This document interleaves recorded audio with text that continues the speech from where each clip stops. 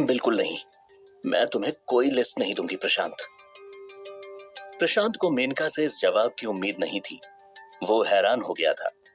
मेनका बोली, प्रशांत मुझे गलत मत समझना। मैं तुम्हारी मदद करना चाहती हूँ, लेकिन इस तरह से मैं अपने पेशेंट्स की लिस्ट तुम्हें नहीं दे सकती, क्योंकि ये हमारे प्रोफेशन के खिलाफ है। लोग हम पर भरोसा करके अपनी निजी जानकारी और तकलीफ हमसे शेयर करते हैं। हम उनका भरोसा नहीं तोड़ सकते, और वो भी उनके ऐसे बच्चों से संबंधित जानकारी जो कि नशे का शिकार हैं और मानसिक समस्याओं से जूझ रहे हैं। वो तो और भी गलत होगा ना। हाँ, मैं समझ सकता हूं तुम्हारी मजबूरी, प्रशांत ने निराश होकर कहा। तुम इंटरनेट की मदद क्यों नहीं लेती हो प्रशांत? इंटरनेट पर ऐसी बहुत सी साइट्स हैं जहां ऐसे बच्चों की जानकारी और उन पर कई आर्टिकल्स तुम्हें मिल सकते हैं, मेनका ने सुझाव देते हुए कहा। मेनका उसे अपने ऑफिस में ले गई। उसी समय उसने अपना कंप्यूटर खोला और कई साइट्स पर जाकर उन्होंने देखा, वहां पर इस तरह के बच्चों के बारे में जानकारी थी, और वो जानकारी समाचार पत्रों के रिपोर्टर्स द्वारा दी गई थी, जो बहुत काम की थी। मेनका बोली, प्रशांत, तुम आराम से यहाँ बैठकर इंटरनेट से जानकारियां निकालो, ठीक है? तब तक मैं बाहर अपने पेशेंट से मिलकर आती हूँ। मेनका के बाहर जाते ही प्रशांत ने अपने मोबाइल को मेनका के कंप्यूटर से कनेक्ट किया और फिर प्राण भक्षी को बुलाया और उसे आदेश दिया कि इस कंप्यूटर के अंदर जाकर ऐसे सभी बच्चों की जानकारी निकालो जो नशे के आदी हैं और मानसिक समस्याओं से जूझ रहे हैं। प्राण भक्षी इस तरह के बच्चों की जानकारी लाने के साथ साथ शहर की मशहूर साइकोलॉजिकल काउंसलिंग एजेंसीज की कॉन्फिडेंशियल फाइल्स की जानकारी भी निकाल लाया, जहां पर इस तरह के बच्चे सलाह और इलाज के लिए जाया करते थे। प्रशांत ने उस जानकारी के माध्यम से ऐसे बच्चों की लिस्ट बनाई जो ड्रग्स के बुरी तरह से शिकार है और जो नशे में लोगों को मारने पर उतारू हो जाते हैं, हिंसक हो जाते हैं। उसने प्राण भक्षी से कहा, इन सभी लोगों पर नजर रखो और उनके बारे में कोई भी सूचना मिलती है तो मुझे बताओ।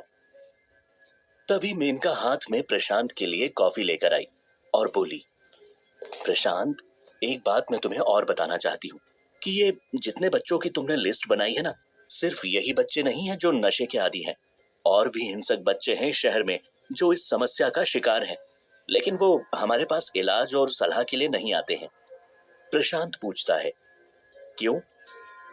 उसका कारण है पैसा। वो बहुत ही गरीब बच्चे होते हैं। उनके घर वालों के पास इतना पैसा नहीं होता कि वो किसी साइकोलॉजिकल काउंसलिंग एजेंसीज को मिले, उनकी फीस देकर उनसे इलाज के लिए परामर्श ले सकें। और कई बार तो जिनके पास पैसा होता है, उन्हें यही नहीं पता होता कि इस तरह के बच्चों को किसके पास लेकर जाएं और क्या इलाज करवाएं। मेनका ने हकीकत बताई, हम जैसे लोग तो उन्हें मुफ्त में या कम फीस में भी सलाह दे सकते हैं, लेकिन वो हम तक पहुंचे तो सही, हमें कांटेक्ट तो करें, तभी तो कुछ होगा ना। मेनका ने अपनी मजबूरी बताई। प्रशांत बोला, और इसके लिए क्या करना होगा?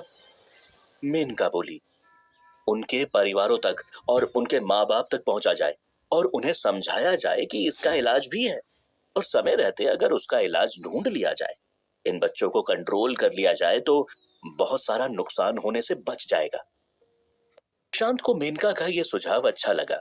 उसने कहा, बिल्कुल ठीक, मैं ऐसे परिवारों का और माँ बाप का पता लगाऊंगा जिनके बच्चों को इस तरह की समस्याएं हैं, लेकिन मुझे लगता है कि तुमसे बेहतर उन्हें और कोई सलाह नहीं दे सकता, इसलिए उन सब को तुम्हें ही संभालना होगा।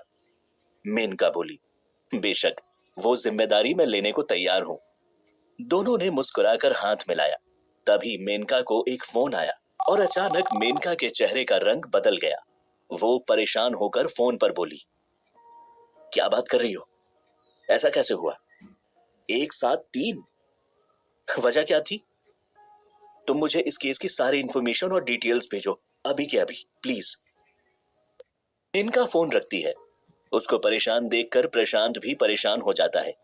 उसने पूछा, क्या हुआ? इतनी परेशान क्यों हो?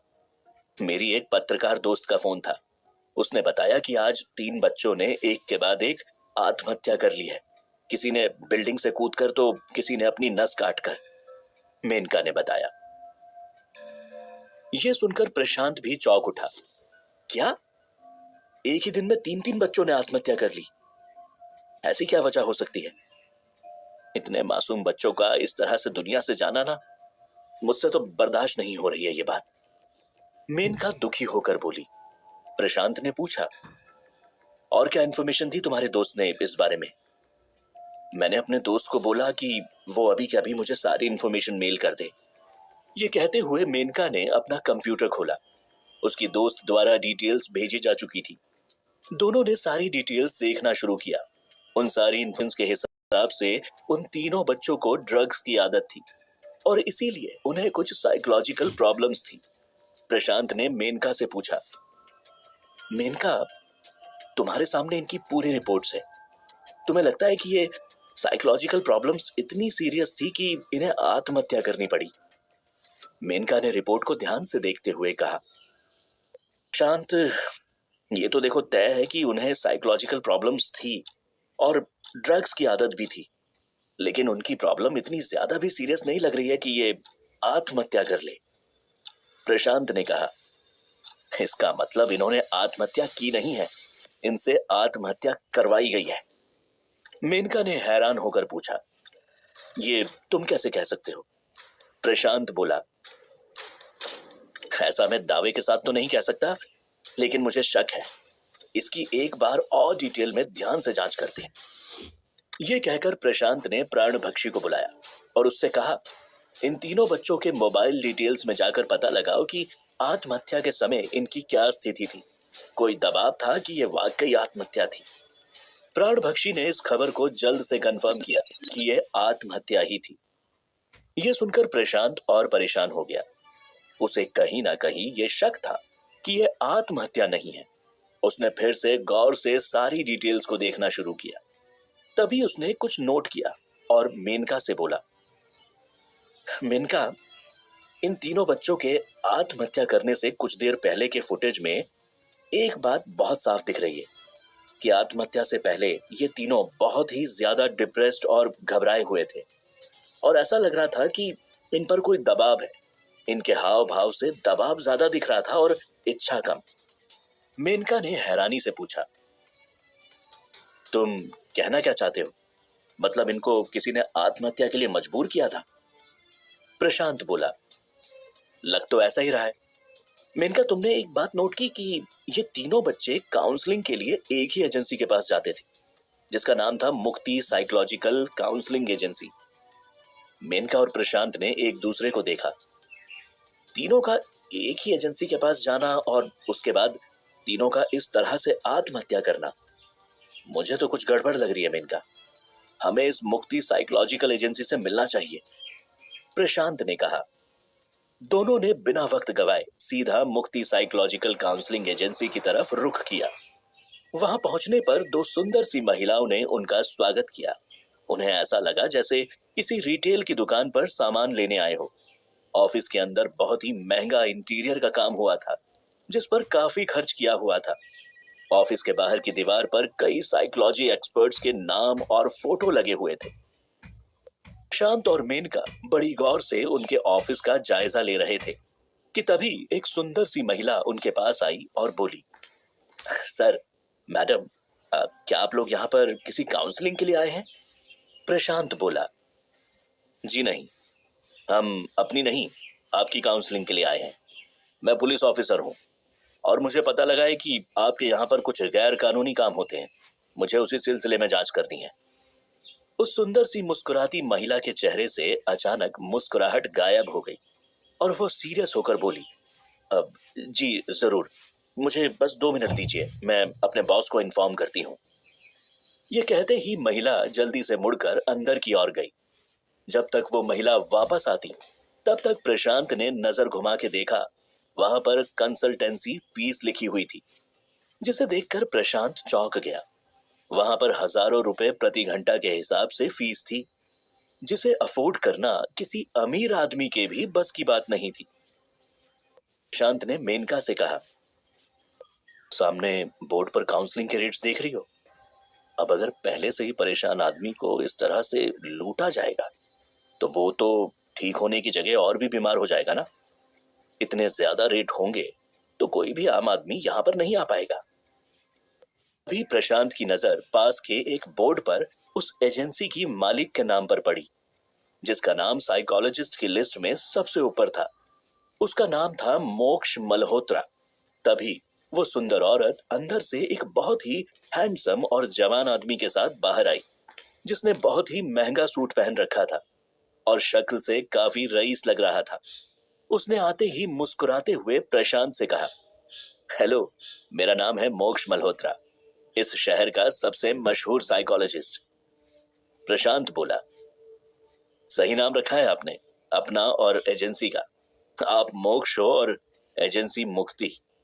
लोगों की काउंसलिंग करते करते उनको आप मोक्ष और मुक्ति की प्राप्ति करवाने में बहुत सहयोग करते हैं। मोक्ष मल्होत्रा चौंका। आप कहना क्या चाहते हैं? आप शहर के मशहूर साइकोलॉजिस्ट पर बिना किसी सबूत के इल्जाम लगा रहे हैं। ये मत भूलिए कि मैं आप पर मानहानि का दावा।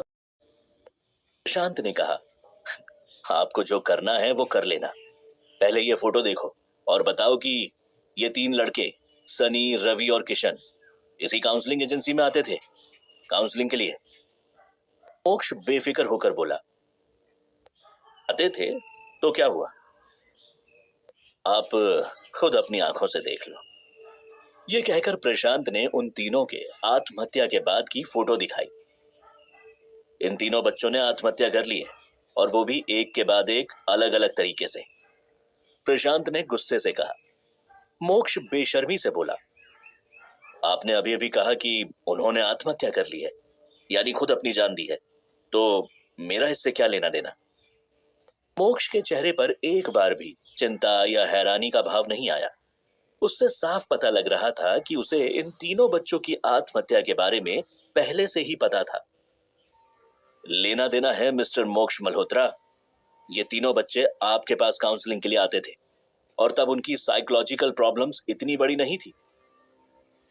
लेकिन आपके पास आने के बाद उनकी साइकोलॉजिकल प्रॉब्लम इतनी बढ़ गई कि इन लोगों ने आत्महत्या कर ली। प्रशांत ने गुस्से से पूछा। मोक्ष भड़का, कुछ भी मत बोलो इंस्पेक्टर। ये मत भूलो कि वो नशे के आदी भी थे। हो सकता है ड्रग्स की वजह से उनकी जान गई हो। वो ड्रग्स लेते थे, इसलिए वो आपके पास काउंसलिंग के लिए आते थे। उस समस्या का हल भी तो आपको ही करना था, लेकिन आपने उनकी समस्या और बढ़ा दी, इसलिए उन्होंने आत्महत्या कर ली। मोक्ष चिढ़ गया। ये सब आप जो बकवास कर रहे हो ना, कोई सबूत है आपके पास? बिना सबूत के आप मुझ पर इल्जाम लगा रहे हो। पहले सबूत लेकर आओ और फिर मुझसे बात करना। गार्ड्स, बाहर निकालो इन्हें अभी। क्या बिना सबूत के पकड़ पाएगा प्रशांत इस मोक्ष को? क्या प्रशांत की ये जल्दबाजी पड़ेगी प्रशांत को भारी? क्या मोक्ष ही है असली अपराधी उन बच्चों का, या कोई और भी है उसके पीछे? क्या रोज हो रही मासूम बच्चों? मेनका और प्रशांत मुक्ति काउंसलिंग सेंटर के बाहर खड़े थे। मेनका को भी मोक्ष का एटीट्यूड बिल्कुल पसंद नहीं आया था। उसने प्रशांत से कहा, मुझे तो शर्म आ रही है ये कहते हुए कि मोक्ष एक साइकोलॉजी काउंसलर है। उसके जैसे लोगों ने पूरे प्रोफेशन को बदनाम करके रखा है। मेनका ने कहा, पैसे के नशे में आजकल लोग पता नहीं क्या क्या करते हैं। देखो कितने सारे रिपोर्टर्स और माँ बाप उसकी क्लिनिक पर आए हुए हैं। ये केस बहुत ही सीरियस होता जा रहा है। प्रशांत ने कहा, हाँ देखो कितनी बुरी तरह से वो उन सब से बात कर रहा है। अगर इनमें से कोई उसका दुश्मन बनकर उसको नुकसान पहुंचाना चाहे ना, तो मुझे उसमें कोई हैरानी नहीं होगी। मेनका ने कहा, चलो यहां से चलते हैं, मोक्ष और इस केस को सॉल्व करने का कोई तरीका ढूंढते हैं। प्रशांत ने कहा और मेनका के साथ वापस दुकान पर आ गया। मेनका और प्रशांत ने ऋषि के वीडियो को देखा और वहां पर कमेंट्स कर रहे बच्चों के बारे में छानबीन करने की कोशिश की। जब केस में और कोई सबूत नहीं मिला, तब मेनका वापस अपने घर चली गई और प्रशांत अपनी दुकान पर सो गया। दूसरे दिन सुबह उठते ही प्रशांत को रक्षित का फोन आया। प्रशांत जल्दी उठो, एक और मर्डर हुआ है। रक्षित ने हड़बड़ाते हुए प्रशांत से कहा। प्रशांत की आंखों में अभी भी नींद भरी थी। उसने रक्षित से नींद भरी आवाज में मर्डर के बारे में पूछा। रक्षित का जवाब सुनते ही प्रशांत की आंखों से नींद उड़ गई। हाँ, आज ही सुबह पुलिस स्टेशन में खबर आई, किसी ने बहुत ही बेरहमी से मोक्ष मल्होत्रा का खून कर दिया है। तुम तुरंत उसकी क्लिनिक पर जाकर जांच पड़ताल करो, रक्षित ने प्रशांत से कहा। थोड़ी ही देर में प्रशांत मुक्ति काउंसलिंग सेंटर पर पहुंचकर मोक्ष का मर्डर इन्वेस्टिगेशन कर रहा था। मोक्ष की लाश उसके ऑफिस में जमीन पर पड़ी थी। किसी ने उसके दोनों हाथों की नसों को काट दिया था। उसके साथ ही वहां पर उन 3 बच्चों की भी फोटो लगी थी जिनके सुसाइड में मोक्ष को दोषी ठहराया जा रहा था। फोटो के सामने किसी ने अगरबत्ती भी जलाई हुई थी। अगरबत्ती तो बुझ गई थी, अब सिर्फ राख बची थी। लाश को देखकर लग रहा है कि सुसाइड बनाने की कोशिश की है। अगर कोई सुसाइड करेगा तो एक ही हाथ की नस काटेगा, दोनों हाथ की नस कैसे काट लेगा? कल जब मैंने मोक्ष से बात की थी तो उसे इन तीनों बच्चों की मौत का जरा सा भी शौक नहीं था। फिर आज वो इन तीनों बच्चों की फोटो के सामने अगरबत्ती क्यों जलाएगा? ये जरूर किसी और का किया धरा है, प्रशांत ने कहा। फिर प्रशांत ने प्राण भक्षी के सहारे सीसीटीवी कैमरा का सर्विलांस देखा। उसे कहीं भी कोई मर्डरर दिखाई नहीं दिया। पता नहीं ऐसा क्यों लग रहा है जैसे इस मर्डर के पीछे ऋषि आहूजा का हाथ है। अब ये उसने कैसे किया ये तो समझ में नहीं आ रहा है, मगर जिस सफाई से मर्डर किया गया है उससे तो यही लगता है जैसे ये किसी आम आदमी का काम नहीं है। ऋषि आहूजा के पीछे जरूर सुनील का हाथ है, प्रशांत ने सर्विलांस को देखते हुए कहा। तभी मर्डर सीन पर रक्षित भी आ गया। उसने अपना मोबाइल फोन प्रशांत को दिखाया। ये देखो, ऋषि फिर से लाइव ब्रॉडकास्ट कर रहा है। इस बार उसके लाइव ब्रॉडकास्ट पर पहले से भी ज्यादा फॉलोवर्स और लाइक्स आ रहे हैं। अगर ऐसे ही चलता रहा ना तो ऋषि क्राइम को प्रमोट करता रहेगा, रक्षित ने कहा। प्रशांत ने रक्षित के मोबाइल फोन पर लाइव ब्रॉडकास्ट देखा। ब्रॉडकास्ट पर ऋषि कह रहा था, मैंने तो पहले ही मोक्ष जैसे धोखेबाज काउंसलर को वार्निंग दी थी। उसके जैसे लोगों का इस सोसाइटी में जिंदा रहना ठीक नहीं है। मुझे पता है कि कल उसने रिपोर्टर और बच्चों के माँ बाप के साथ भी बुरा व्यवहार किया था। उसको तो ठीक से बात करना भी नहीं आता है, वो किसी की काउंसलिंग क्या करेगा? क्या तुम्हें लगता है कि मोक्ष जैसे घमंडी और मतलबी लोगों के साथ ऐसा ही करना चाहिए? ऋषि ने कहा। ऋषि की बात सुनते ही लाइव बैठी पब्लिक कमेंट करने लगी। सब लोग ऋषि को सपोर्ट कर रहे थे। प्रशांत कमेंट्स को देखकर हैरान था। आजकल की दुनिया में क्राइम करने वाले और उसको बढ़ावा देने वाले लोग सोशल मीडिया पर ज्यादा एक्टिव है। क्या तुम्हारा हैकर पता कर सकता है कि ये ब्रॉडकास्ट कहां से लाइव हो रहा है? प्रशांत ने कहा। मेरी पूरी टीम कोशिश कर रही है मगर लोकेशन का पता ही नहीं कर पा रही है प्रशांत। तुम्हें जल्द से जल्द कुछ करना पड़ेगा, रक्षित ने जवाब दिया।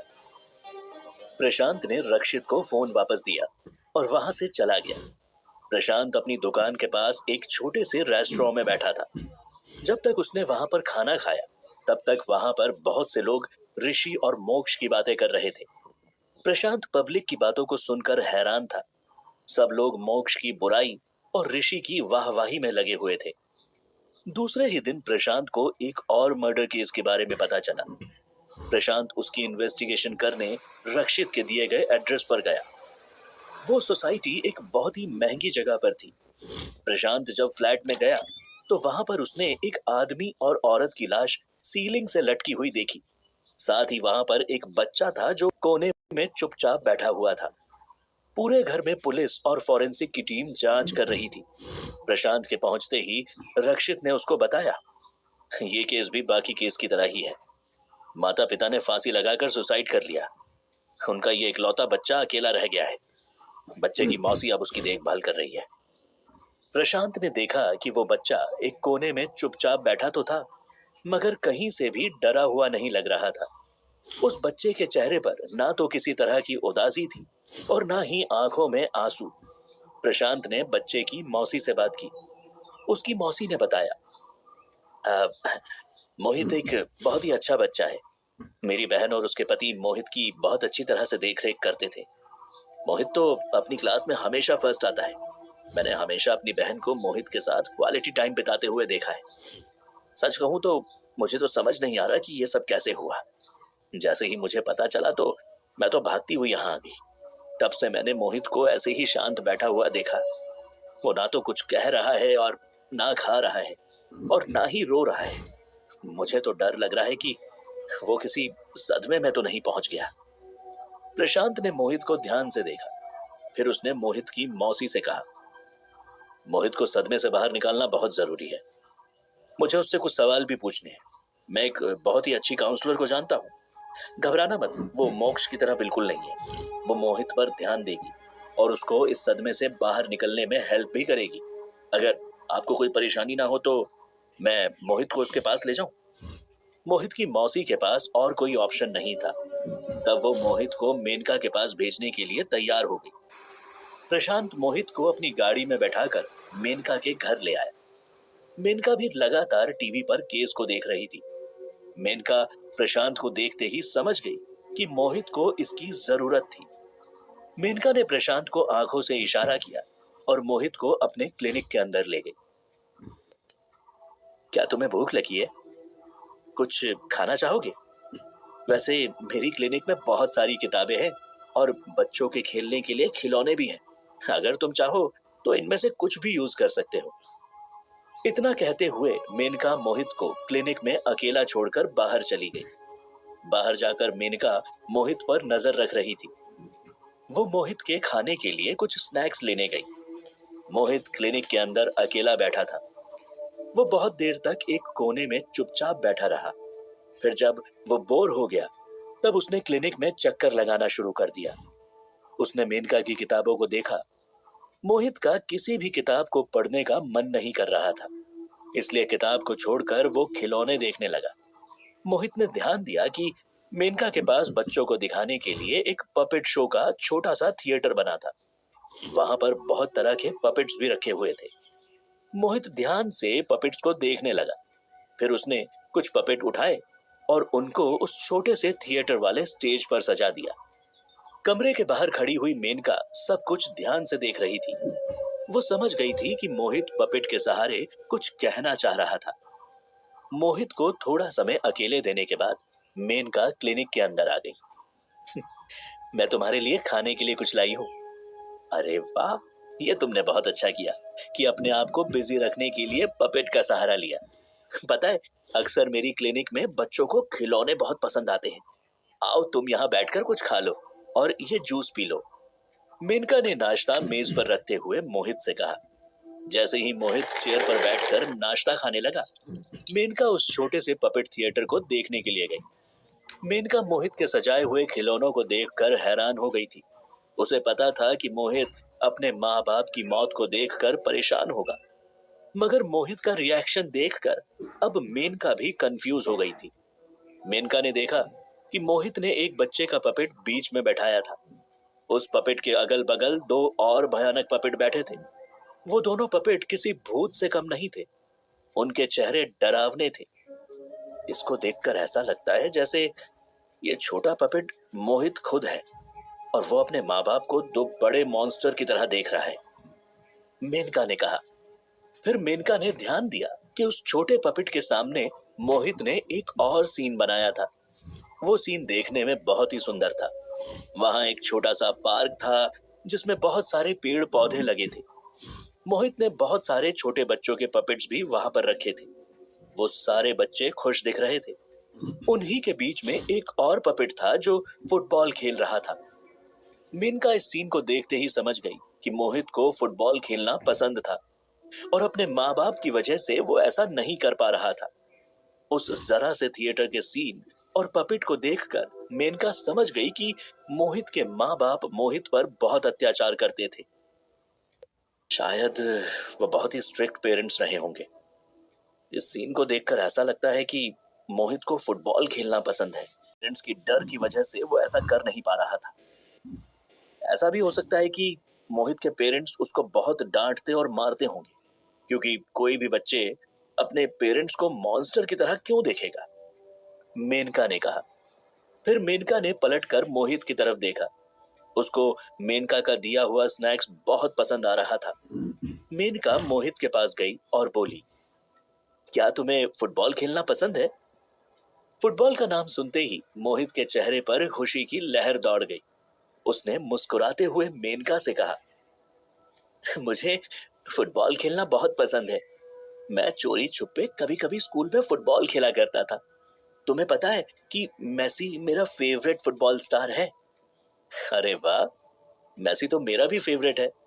इस बार के वर्ल्ड कप में जब उसको बेस्ट फुटबॉल प्लेयर का अवार्ड मिला ना, तो मुझे बहुत खुशी हुई थी। मेनका ने भी मुस्कुराते हुए मोहित से बोला, तो इसका मतलब हम दोनों की पसंद एक जैसी है। तुम्हें पता है, मेरे पास एक 6 फुट बड़ा मेसी का पोस्टर भी है। उस पोस्टर को ना मैं छुपा कर अपने बेड के नीचे रखता हूँ। मुझे ऐसा लगता है कि उस पोस्टर की वजह से मेसी मेरे सपनों में भी आता है। कहते हुए मोहित हंसने लगा।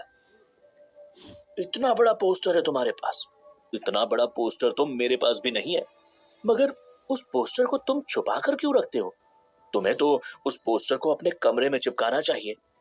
क्या तुम्हारे पेरेंट्स दीवार पर पोस्टर नहीं लगाने देते?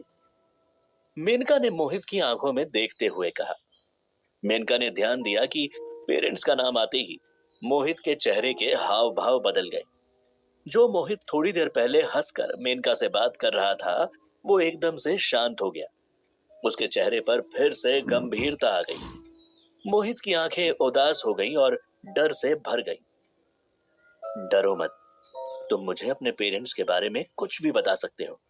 मैं बिना कुछ कहे तुम्हारी बातों को ध्यान से सुनूंगी। मेनका ने मोहित का हाथ पकड़ते हुए कहा। मोहित अपने पेरेंट्स से इतना क्यों डरता था? क्या मोहित के माँ बाप ने सुसाइड किया था, या फिर वो एक मर्डर था? अगर वो मर्डर था तो ये मर्डर। मेनका और प्रशांत मुक्ति काउंसलिंग सेंटर के बाहर खड़े थे। मेनका को भी मोक्ष का एटीट्यूड बिल्कुल पसंद नहीं आया था। उसने प्रशांत से कहा, मुझे तो शर्म आ रही है ये कहते हुए कि मोक्ष एक साइकोलॉजी काउंसलर है। उसके जैसे लोगों ने पूरे प्रोफेशन को बदनाम करके रखा है। मेनका ने कहा, पैसे के नशे में आजकल लोग पता नहीं क्या क्या करते हैं। देखो कितने सारे रिपोर्टर्स और माँ बाप उसकी क्लिनिक पर आए हुए हैं। ये केस बहुत ही सीरियस होता जा रहा है।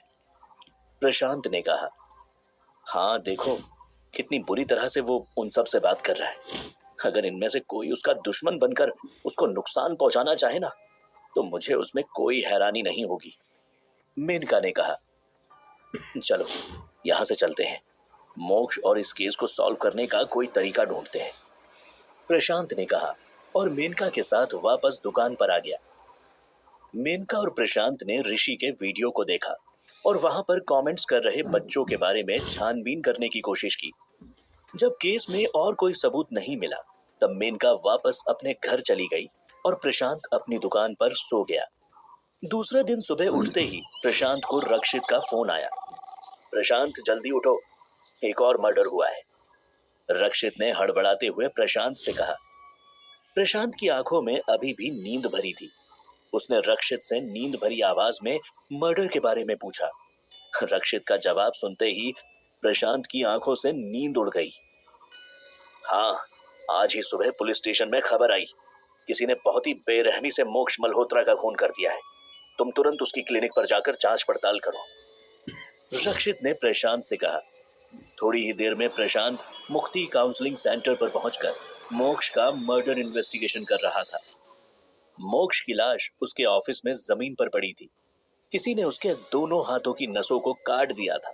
उसके साथ ही वहां पर उन 3 बच्चों की भी फोटो लगी थी जिनके सुसाइड में मोक्ष को दोषी ठहराया जा रहा था। फोटो के सामने किसी ने अगरबत्ती भी जलाई हुई थी। अगरबत्ती तो बुझ गई थी, अब सिर्फ राख बची थी। लाश को देखकर लग रहा है कि सुसाइड बनाने की कोशिश की है। अगर कोई सुसाइड करेगा तो एक ही हाथ की नस काटेगा, दोनों हाथ की नस कैसे काट लेगा? कल जब मैंने मोक्ष से बात की थी तो उसे इन तीनों बच्चों की मौत का जरा सा भी शौक नहीं था। फिर आज वो इन तीनों बच्चों की फोटो के सामने अगरबत्ती क्यों जलाएगा? ये जरूर किसी और का किया धरा है, प्रशांत ने कहा। फिर प्रशांत ने प्राण भक्षी के सहारे सीसीटीवी कैमरा का सर्विलांस देखा। उसे कहीं भी कोई मर्डरर दिखाई नहीं दिया। पता नहीं ऐसा क्यों लग रहा है जैसे इस मर्डर के पीछे ऋषि आहूजा का हाथ है। अब ये उसने कैसे किया, ये तो समझ में नहीं आ रहा है।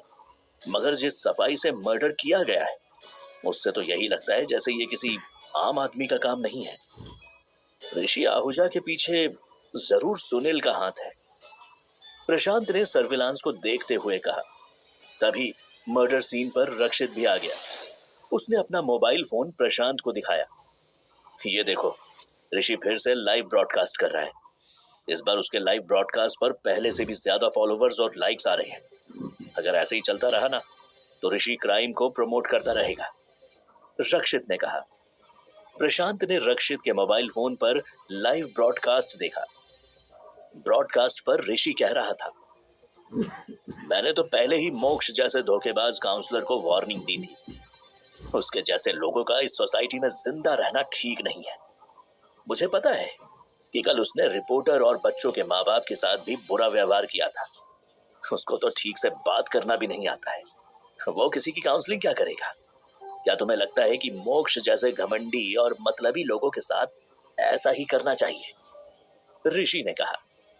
ऋषि की बात सुनते ही लाइव बैठी पब्लिक कमेंट करने लगी। सब लोग ऋषि को सपोर्ट कर रहे थे।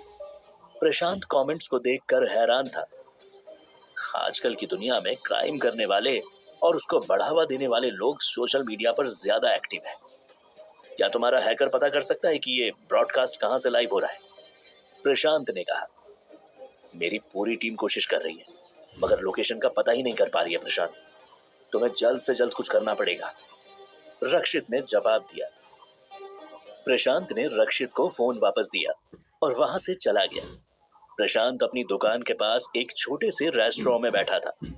जब तक उसने वहां पर खाना खाया, तब तक वहां पर बहुत से लोग ऋषि और मोक्ष की बातें कर रहे थे। प्रशांत पब्लिक की बातों को सुनकर हैरान था। सब लोग मोक्ष की बुराई और ऋषि की वाहवाही में लगे हुए थे। दूसरे ही दिन प्रशांत को एक और मर्डर केस के बारे में पता चला। प्रशांत उसकी इन्वेस्टिगेशन करने रक्षित के दिए गए एड्रेस पर गया। वो सोसाइटी एक बहुत ही महंगी जगह पर थी। प्रशांत जब फ्लैट में गया तो वहां पर उसने एक आदमी और औरत की लाश सीलिंग से लटकी हुई देखी। साथ ही वहां पर एक बच्चा था जो कोने में चुपचाप बैठा हुआ था। पूरे घर में पुलिस और फॉरेंसिक की टीम जांच कर रही थी। प्रशांत के पहुंचते ही रक्षित ने उसको बताया, ये केस भी बाकी केस की तरह ही है। माता पिता ने फांसी लगाकर सुसाइड कर लिया। उनका ये इकलौता बच्चा अकेला रह गया है। बच्चे की मौसी अब उसकी देखभाल कर रही है। प्रशांत ने देखा कि वो बच्चा एक कोने में चुपचाप बैठा तो था, मगर कहीं से भी डरा हुआ नहीं लग रहा था। उस बच्चे के चेहरे पर ना तो किसी तरह की उदासी थी और ना ही आंखों में आंसू। प्रशांत ने बच्चे की मौसी से बात की। उसकी मौसी ने बताया, मोहित एक बहुत ही अच्छा बच्चा है। मेरी बहन और उसके पति मोहित की बहुत अच्छी तरह से देखरेख करते थे। मोहित तो अपनी क्लास में हमेशा फर्स्ट आता है। मैंने हमेशा अपनी बहन को मोहित के साथ क्वालिटी टाइम बिताते हुए देखा है। सच कहूं तो मुझे तो समझ नहीं आ रहा कि ये सब कैसे हुआ। जैसे ही मुझे पता चला तो मैं तो भागती हुई यहाँ आ गई। तब से मैंने मोहित को ऐसे ही शांत बैठा हुआ देखा। वो ना तो कुछ कह रहा है और ना खा रहा है और ना ही रो रहा है। मुझे तो डर लग रहा है कि वो किसी सदमे में तो नहीं पहुंच गया। प्रशांत ने मोहित को ध्यान से देखा। फिर उसने मोहित की मौसी से कहा, मोहित को सदमे से बाहर निकालना बहुत जरूरी है। मुझे उससे कुछ सवाल भी पूछने हैं। मैं एक बहुत ही अच्छी काउंसलर को जानता हूँ। घबराना मत, वो मोक्ष की तरह बिल्कुल नहीं है। वो मोहित पर ध्यान देगी और उसको इस सदमे से बाहर निकलने में हेल्प भी करेगी। अगर आपको कोई परेशानी ना हो तो मैं मोहित को उसके पास ले जाऊं? मोहित की मौसी के पास और कोई ऑप्शन नहीं था। तब वो मोहित को मेनका के पास भेजने के लिए तैयार हो गई। प्रशांत मोहित को अपनी गाड़ी में बैठाकर मेनका के घर ले आया। मेनका भी लगातार टीवी पर केस को देख रही थी। मेनका प्रशांत को देखते ही समझ गई कि मोहित को इसकी जरूरत थी। मेनका ने प्रशांत को आंखों से इशारा किया और मोहित को अपने क्लिनिक के अंदर ले गई। क्या तुम्हें भूख लगी है? कुछ खाना चाहोगे? वैसे मेरी क्लिनिक में बहुत सारी किताबें हैं और बच्चों के खेलने के लिए खिलौने भी हैं। अगर तुम चाहो तो इनमें से कुछ भी यूज कर सकते हो। इतना कहते हुए मेनका मोहित को क्लिनिक में अकेला छोड़कर बाहर चली गई। बाहर जाकर मेनका मोहित पर नजर रख रही थी। वो मोहित के खाने के लिए कुछ स्नैक्स लेने गई। मोहित क्लिनिक के अंदर अकेला बैठा था। वो बहुत देर तक एक कोने में चुपचाप बैठा रहा। फिर जब वो बोर हो गया, तब उसने क्लिनिक में चक्कर लगाना शुरू कर दिया। उसने मेनका की किताबों को देखा। मोहित का किसी भी किताब को पढ़ने का मन नहीं कर रहा था। इसलिए किताब को छोड़कर वो खिलौने देखने लगा। मोहित ने ध्यान दिया कि मेनका के पास बच्चों को दिखाने के लिए एक पपेट शो का छोटा सा थिएटर बना था। वहां पर बहुत तरह के पपेट्स भी रखे हुए थे। मोहित ध्यान से पपेट्स को देखने लगा। फिर उसने कुछ पपेट उठाए और उनको उस छोटे से थिएटर वाले स्टेज पर सजा दिया। कमरे के बाहर खड़ी हुई मेनका सब कुछ ध्यान से देख रही थी। वो समझ गई थी कि मोहित पपेट के सहारे कुछ कहना चाह रहा था। मोहित को थोड़ा समय अकेले देने के बाद मेनका क्लिनिक के अंदर आ गई। मैं तुम्हारे लिए खाने के लिए कुछ लाई हूँ। अरे वाह, ये तुमने बहुत अच्छा किया कि अपने आप को बिजी रखने के लिए पपेट का सहारा लिया। पता है, अक्सर मेरी क्लिनिक में बच्चों को खिलौने बहुत पसंद आते हैं। आओ तुम यहाँ बैठकर कुछ खा लो और ये जूस पी लो। मेनका ने नाश्ता मेज पर रखते हुए मोहित से कहा। जैसे ही मोहित चेयर पर बैठकर नाश्ता खाने लगा, मेनका उस छोटे से पपेट थिएटर को देखने के लिए गई। मेनका मोहित के सजाए हुए खिलौनों को देखकर हैरान हो गई थी। उसे पता था कि मोहित अपने माँ बाप की मौत को देखकर परेशान होगा, मगर मोहित का रिएक्शन देखकर अब मेनका भी कंफ्यूज हो गई थी। मेनका ने देखा कि मोहित ने एक बच्चे का पपेट बीच में बैठाया था। उस पपेट के अगल बगल दो और भयानक पपेट बैठे थे। वो दोनों पपेट किसी भूत से कम नहीं थे। उनके चेहरे डरावने थे। इसको देखकर ऐसा लगता है जैसे ये छोटा पपेट मोहित खुद है और वो अपने माँ बाप को दो बड़े मॉन्स्टर की तरह देख रहा है, मेनका ने कहा। फिर मेनका ने ध्यान दिया कि उस छोटे पपेट के सामने मोहित ने एक और सीन बनाया था।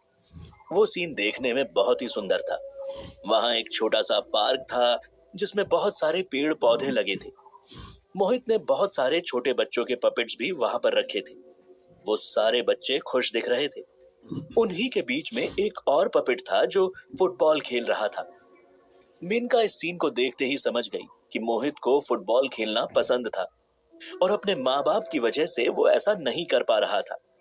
उस जरा से थिएटर के सीन और पपेट को देखकर मेनका समझ गई कि मोहित के माँ बाप मोहित पर बहुत अत्याचार करते थे। शायद वो बहुत ही स्ट्रिक्ट पेरेंट्स रहे होंगे।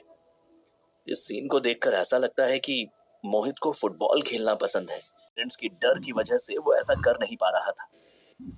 ऐसा भी हो सकता है कि मोहित के पेरेंट्स उसको बहुत डांटते और मारते होंगे, क्योंकि कोई भी बच्चे अपने पेरेंट्स को मॉन्स्टर की तरह क्यों देखेगा, मेनका ने कहा। फिर मेनका ने पलटकर मोहित की तरफ देखा। उसको मेनका का दिया हुआ स्नैक्स बहुत पसंद आ रहा था। मेनका मोहित के पास गई और बोली, क्या तुम्हें फुटबॉल खेलना पसंद है? फुटबॉल का नाम सुनते ही मोहित के चेहरे पर खुशी की लहर दौड़ गई। उसने मुस्कुराते हुए मेनका से कहा, मुझे फुटबॉल खेलना बहुत पसंद है। मैं चोरी छुपे कभी कभी स्कूल में फुटबॉल खेला करता था। तुम्हें पता है कि मेसी मेरा फेवरेट फुटबॉल स्टार है। अरे वाह, मेसी तो मेरा भी फेवरेट है। इस बार के वर्ल्ड कप में जब उसको बेस्ट फुटबॉल प्लेयर का अवार्ड मिला ना, तो मुझे बहुत खुशी हुई थी। मेनका ने भी मुस्कुराते हुए मोहित से बोला, तो इसका मतलब हम दोनों की पसंद एक जैसी है। तुम्हें पता है, मेरे पास एक 6 फुट बड़ा मेसी का पोस्टर भी है। उस पोस्टर को ना मैं छुपा कर अपने बेड के नीचे रखता हूँ। मुझे ऐसा लगता है कि उस पोस्टर की वजह से मेसी मेरे सपनों में भी आता है। कहते हुए मोहित हंसने लगा। इतना बड़ा पोस्टर है तुम्हारे पास? इतना बड़ा पोस्टर तो मेरे पास भी नहीं है, मगर उस पोस्टर को तुम छुपा कर क्यों रखते हो? तुम्हें तो उस पोस्टर को अपने कमरे में चिपकाना चाहिए। क्या तुम्हारे पेरेंट्स दीवार पर पोस्टर नहीं लगाने देते? मेनका ने मोहित की आंखों में देखते हुए कहा। मेनका ने ध्यान दिया कि पेरेंट्स का नाम आते ही मोहित के चेहरे के हाव भाव बदल गए। जो मोहित थोड़ी देर पहले हंसकर मेनका से बात कर रहा था, वो एकदम से शांत हो गया। उसके चेहरे पर फिर से गंभीरता आ गई। मोहित की आंखें उदास हो गईं और डर से भर गईं। डरो मत, तुम मुझे अपने पेरेंट्स के बारे में कुछ भी बता सकते हो। मैं बिना कुछ कहे तुम्हारी बातों को ध्यान से सुनूंगी। मेनका ने मोहित का हाथ पकड़ते हुए कहा। मोहित अपने पेरेंट्स से इतना क्यों डरता था? क्या मोहित के माँ बाप ने सुसाइड किया था या फिर वो एक मर्डर था? अगर वो मर्डर था तो ये मर्डर। मेनका मोहित की बातों को ध्यान से सुन रही थी। मोहित ने मेनका से कहा, मेरे मम्मी पापा मुझ पर बहुत ज्यादा कंट्रोल रखते थे। वो मुझे मेरी मर्जी से कुछ भी नहीं करने देते थे। मैं अपने किसी भी दोस्त की बर्थडे पार्टी तक में नहीं जा सकता था। स्कूल के बाद ट्यूशन और ट्यूशन के बाद घर आकर भी पढ़ाई करनी पड़ती थी। अगर मेरे मार्क्स थोड़े से भी कम आते ना, तो वो मुझे डांटते और पीटते थे। एक बार तो मेरे पापा ने मुझे बेल्ट से भी मारा था, क्योंकि मेरे मैथ्स में 100 की जगह 99 मार्क्स आए थे। मेनका ने देखा कि मोहित की आंखों में आंसू आ गए थे। उसने मोहित के कंधे पर हाथ रखा और कहा, मगर वो तो तुम्हें बहुत प्यार करते थे ना, और तुम्हारे साथ समय भी बिताते थे।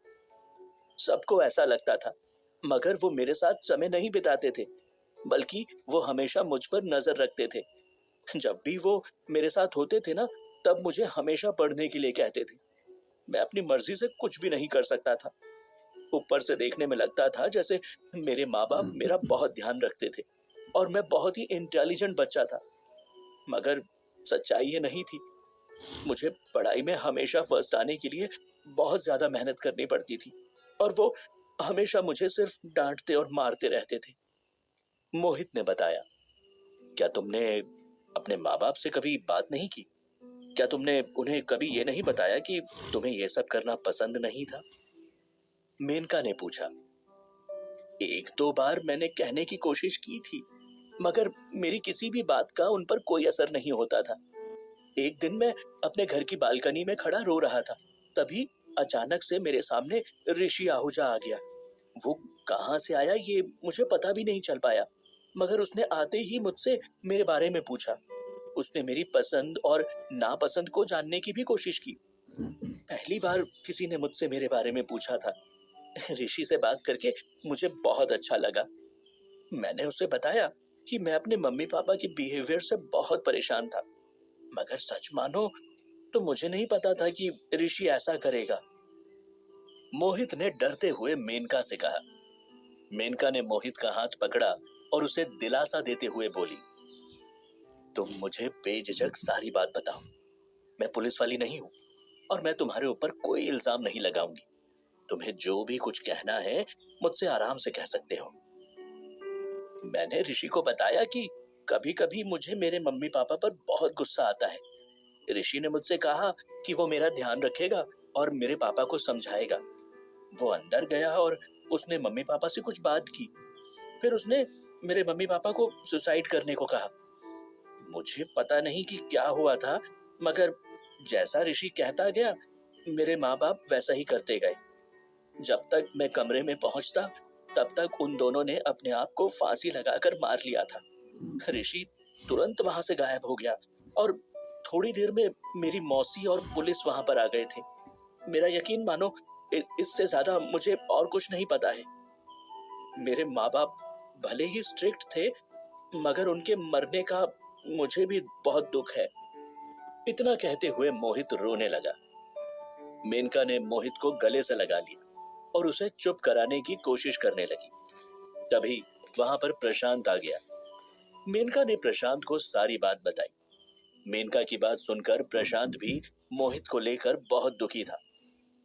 मोहित सिर्फ 15 साल का ही है, वो एक माइनर है और मुझे नहीं लगता कि इस मर्डर केस में उसका कोई हाथ है। वो तो बस ऋषि आहूजा की बातों में आ गया था। मेनका ने प्रशांत से कहा, मैं मोहित को बचाने की पूरी कोशिश करूंगा। मुझे भी लगता है कि कानून मोहित को रिहा कर देगा, मगर केस तो केस है, मुझे चार्जशीट तो बनानी ही पड़ेगी।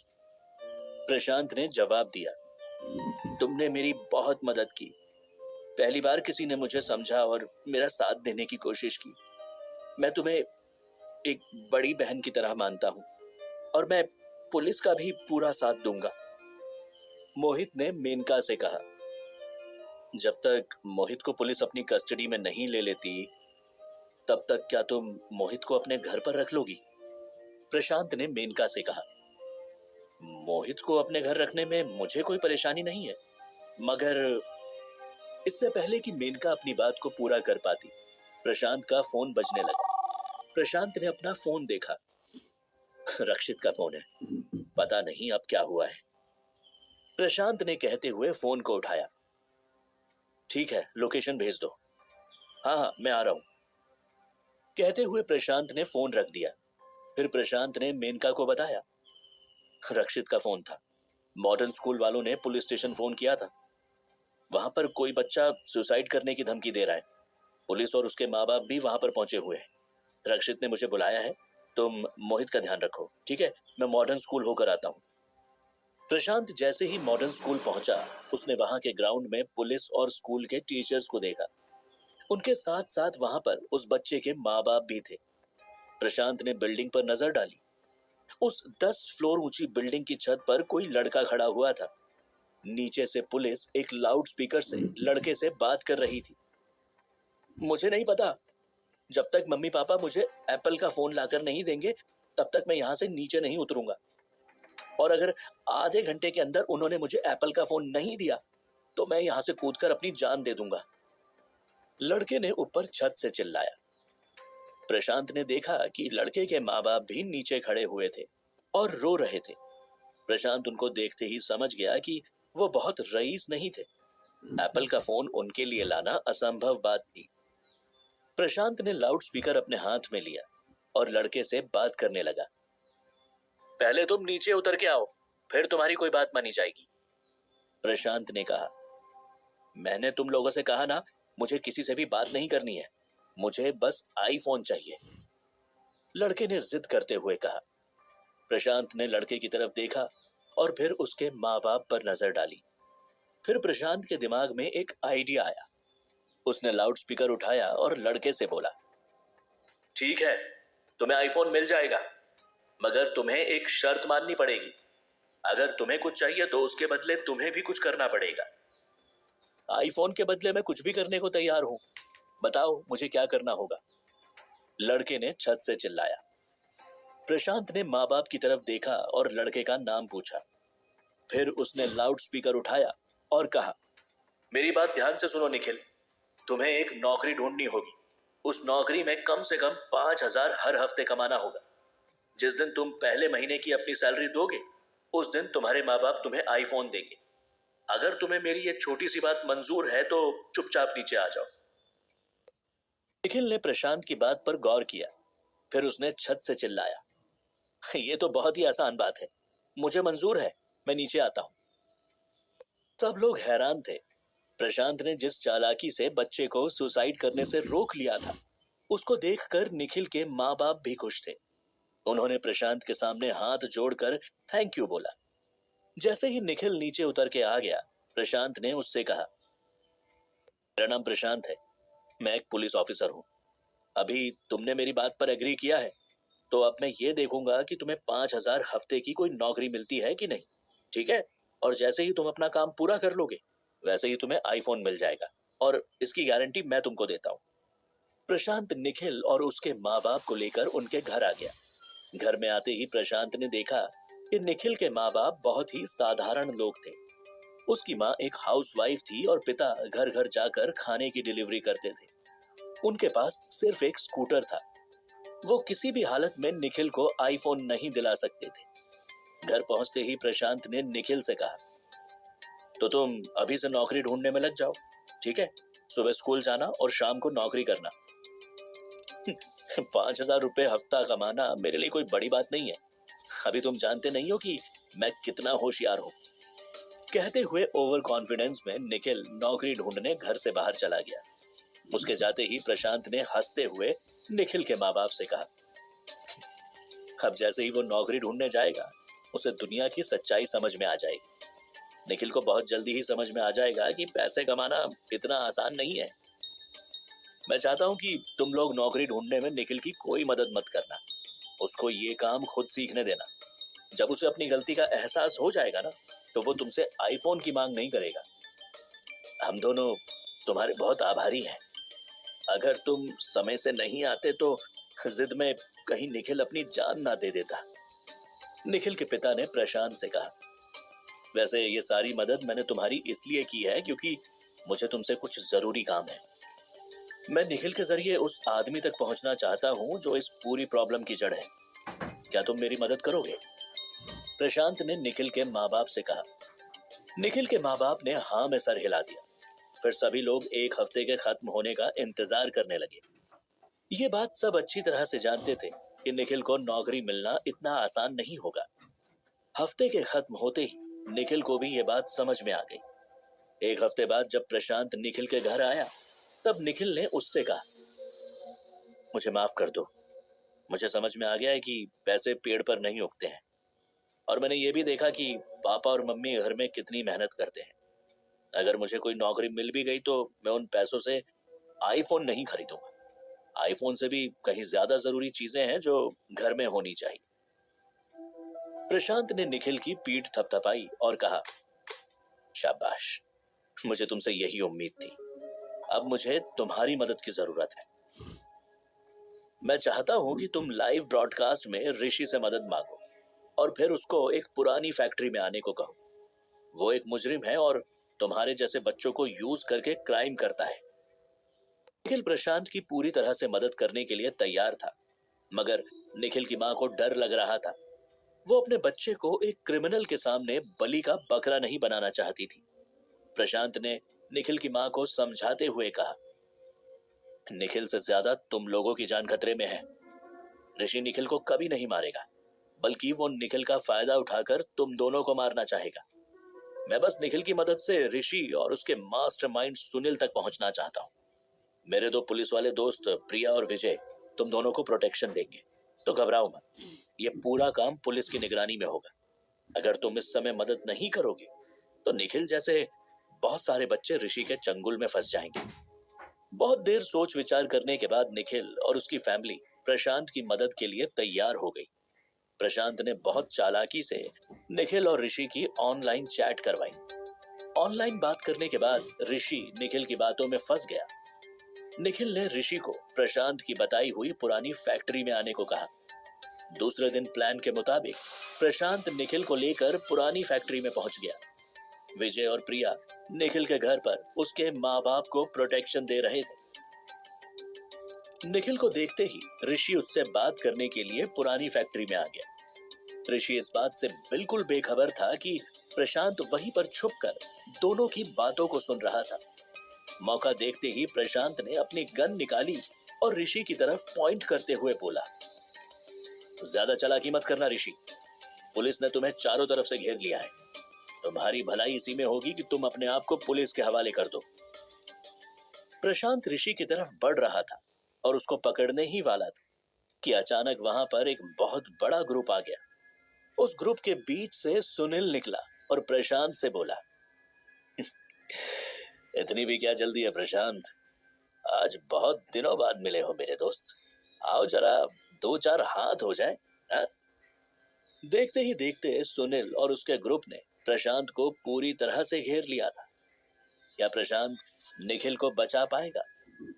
क्या ऋषि और सुनील प्रशांत पर हमला करेंगे? इस बार प्रशांत की बात सुनते ही सुनील तेज तेज हंसने लगा।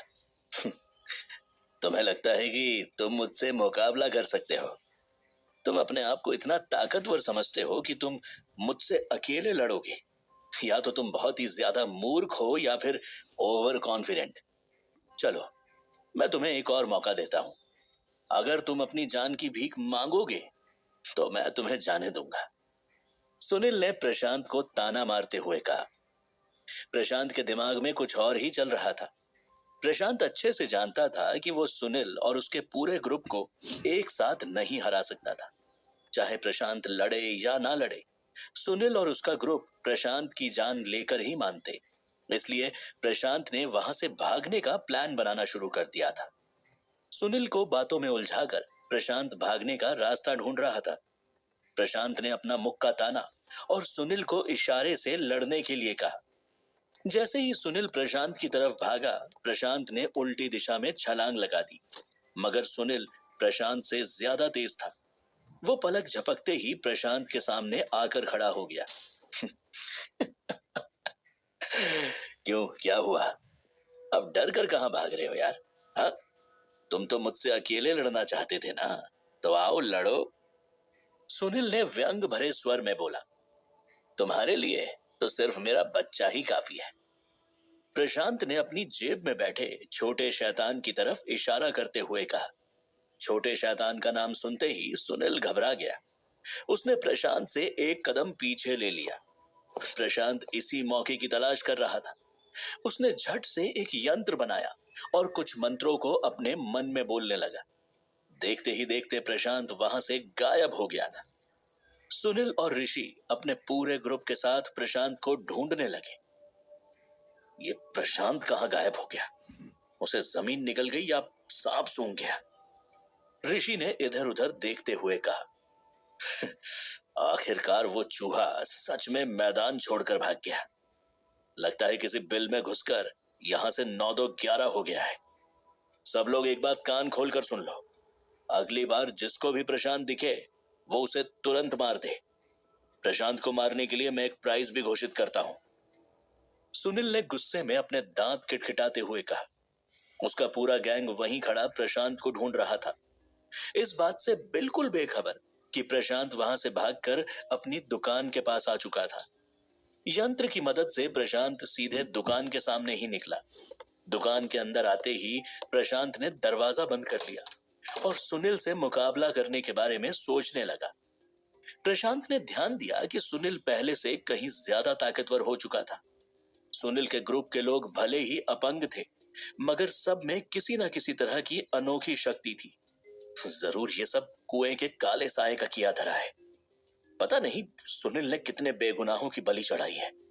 खूनी कुएं की वजह से सुनील और उसके ग्रुप के पास इतनी ताकत है कि वो किसी को भी हरा सकते हैं। अगर सुनील को हराना है तो मुझे भी किसी तरह की ताकत की जरूरत पड़ेगी। एक बात तो तय है, बिना किसी कॉन्क्रीट प्लान के सुनील से लड़ना ठीक नहीं रहेगा। इस सुनील के किस्से को हमेशा के लिए खत्म करना पड़ेगा और उसके लिए मुझे भी कुएं के काले साईं की जरूरत पड़ेगी। पिछली बार पाताल लोक से मैंने बहुत सारे शैतानी आदमियों की आत्माओं को पकड़ा था, उसी को यूज करके देखता हूं। हो सकता है इस बार काला साया मुझे भी कुछ अनोखी ताकत दे दे। प्रशांत ने सोचा और खूनी कुएं को खोलने का यंत्र बनाने लगा। देखते ही देखते वहां पर एक खूनी कुआं खुल गया और उसके अंदर से काला साया निकलने लगा। काले साए के निकलते ही प्रशांत ने उससे बोला, तुम सुनील को तो जानते ही होगे, मुझे उसको मारना है। तुम्हें सुनील के बारे में क्या पता है? काले साए ने 2 बड़ी लाल आंखें बनाई और प्रशांत को घूरने लगा। तुम तो मुझसे ऐसे बात कर रहे हो जैसे कि मैं तुम्हारा नौकर हूँ। तुम ये बोल रहे हो कि नौकर तुम हो और मालिक मैं। तुम्हारे सवाल का जवाब देकर मुझे क्या फायदा होगा? प्रशांत अपने दोनों हाथ मोड़कर बैठ गया और पूरे कॉन्फिडेंस के साथ काले साए से कहा, देखो ये मालिक और नौकर की तुलना ना किसी और से करना। अब तुम भी अच्छी तरह से जानते हो कि तुम्हारे और मेरे बीच में एक पार्टनरशिप है। अगर मैं तुम्हें कुछ दूंगा तो बदले में तुम्हें भी मुझे कुछ देना होगा। मैं तुम्हारे पास ऑलरेडी 9 एक्स्ट्रा बलि जमा करा चुका हूं, उसके लेन देन का समय आज आ गया है। काला साया प्रशांत के चारों तरफ घूमने लगा। फिर प्रशांत के सामने काले साए की धीरे धीरे एक आदमी की तरह आकृति बनने लगी। उसकी आंखें और भी बड़ी लाल रंग की हो गई। मैं देख रहा हूँ कि तुम में बहुत बदलाव आ गया है प्रशांत। अब तुम पहले की तरह डरपोक नहीं रहे। हाँ, मुझे पता है कि तुमने मुझे बलि चढ़ाई है। मैं तुमसे गद्दारी नहीं करूंगा। मैं सुनील और उसके मालिक को भी अच्छी तरह से जानता हूँ। सुनील तुमसे कहीं गुना ज्यादा ताकतवर है, क्योंकि उसके पास 13 खूनी कुएं हैं। वो लोगों की बिना सोचे समझे बलि चढ़ाता है और इसीलिए वो तुमसे कहीं ज्यादा शक्तिशाली भी है। तुम्हें उससे मुकाबला करने के लिए क्या चाहिए?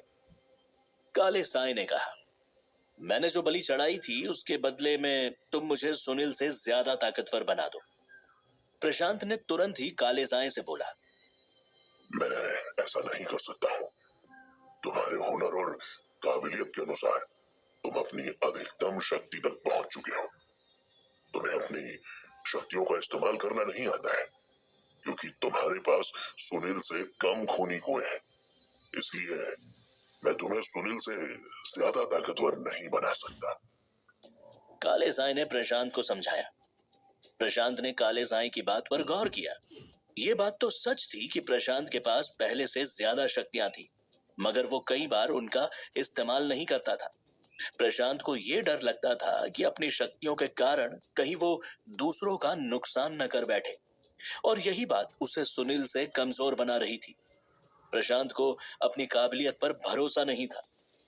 प्रशांत ने गहरी सांस ली और काले साए से कहा, ठीक है, तो क्या तुम मुझे 100 फुट दूर छलांग लगाने की शक्ति दे सकते हो, या फिर चेहरा बदलने की शक्ति, या फिर हवा में उड़ने की शक्ति?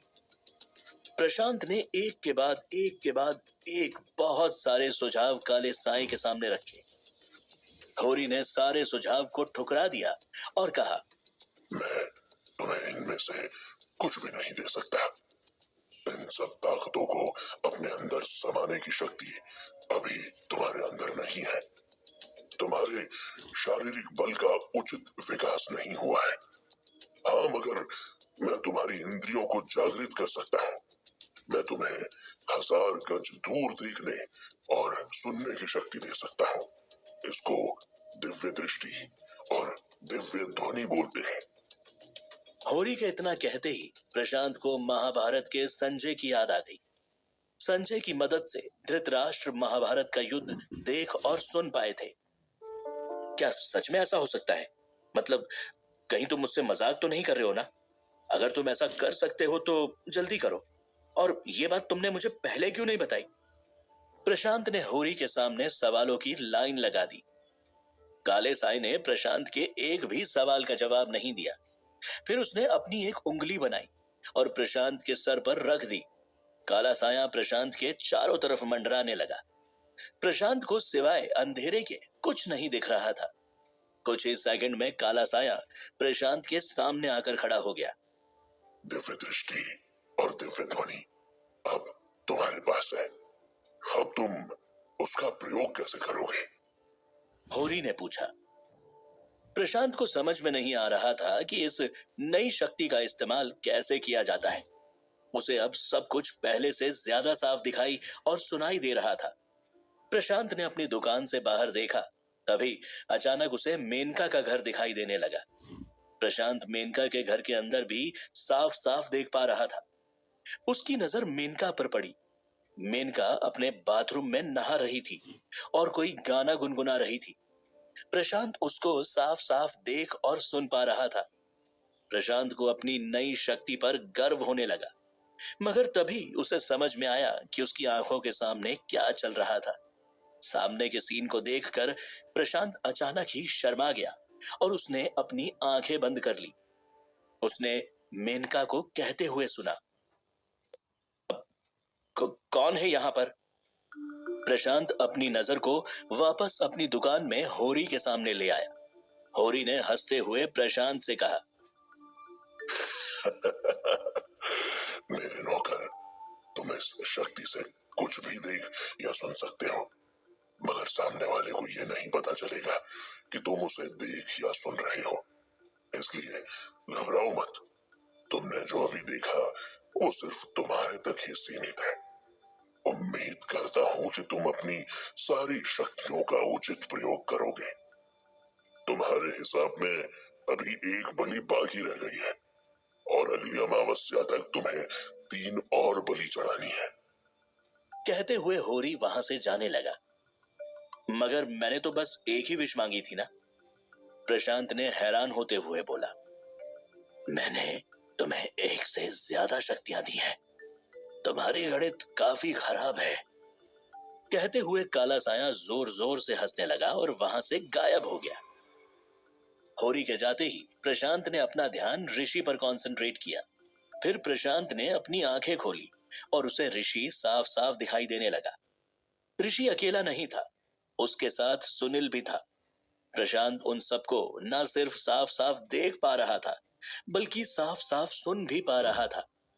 सुनील ऋषि से कह रहा था, अगर हमें इनजस्टिस के खिलाफ लड़ना है ना, तो अपने आप को बहुत ताकतवर बनाना पड़ेगा, और जल्द से जल्द ताकतवर बनने का सिर्फ एक ही तरीका है, कुएं का काला साया।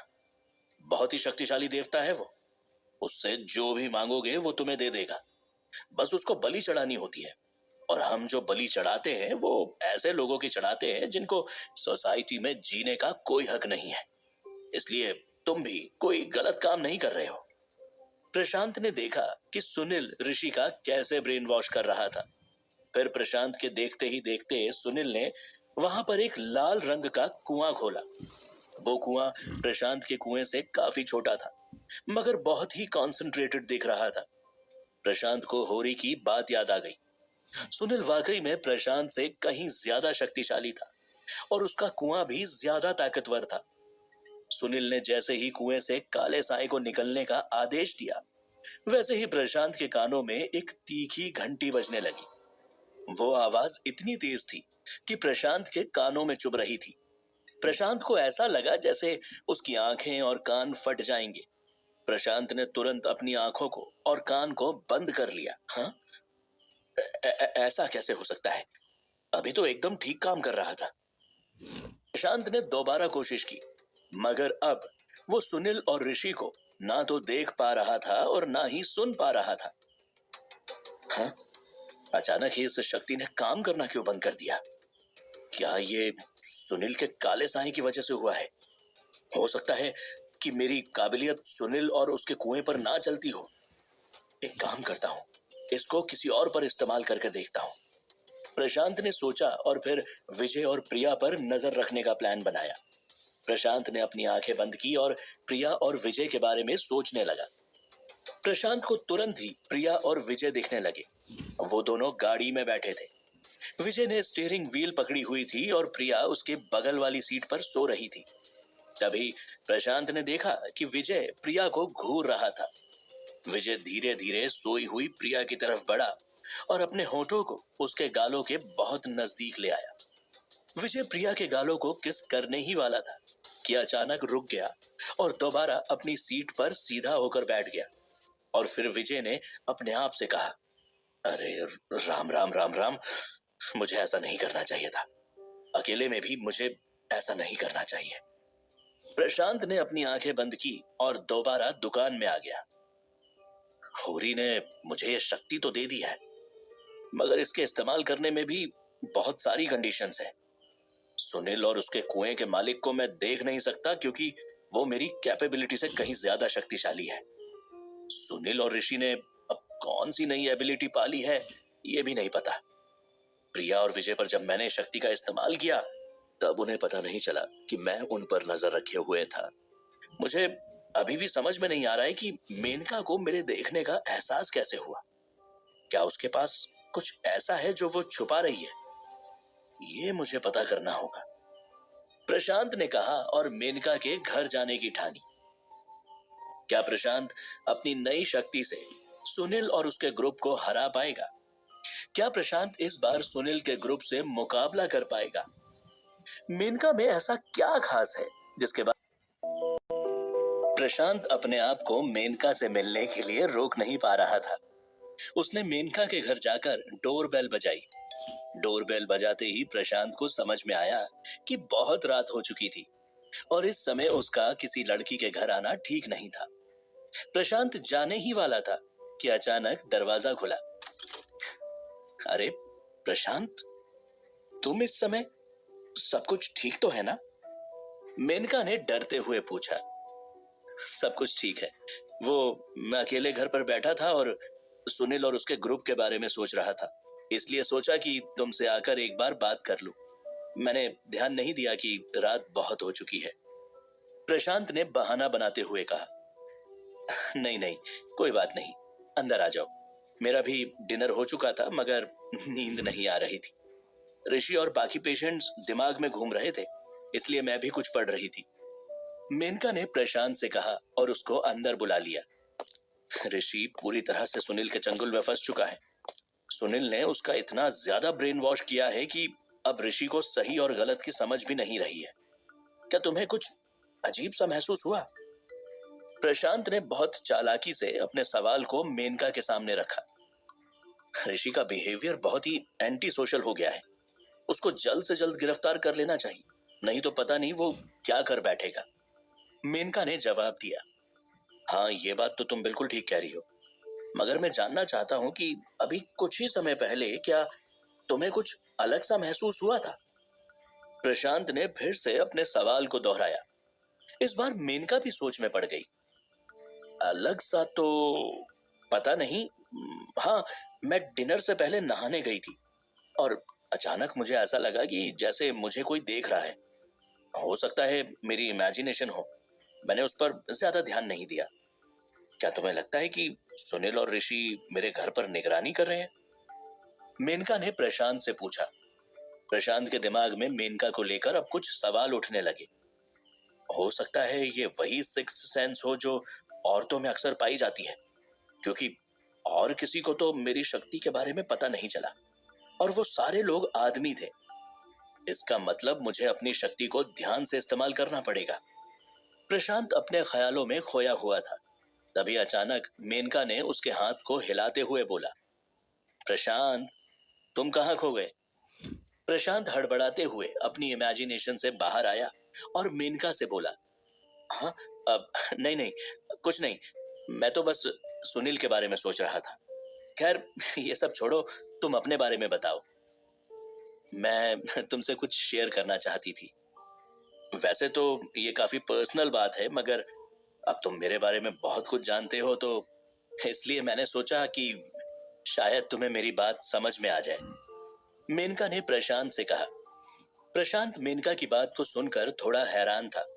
उसे एक तरफ ये नहीं समझ आ रहा था कि मेनका क्या इशारा कर रही थी, मगर दूसरी तरफ उसको ये सुनकर अच्छा भी लग रहा था कि मेनका उससे अपनी पर्सनल बात बताना चाहती थी।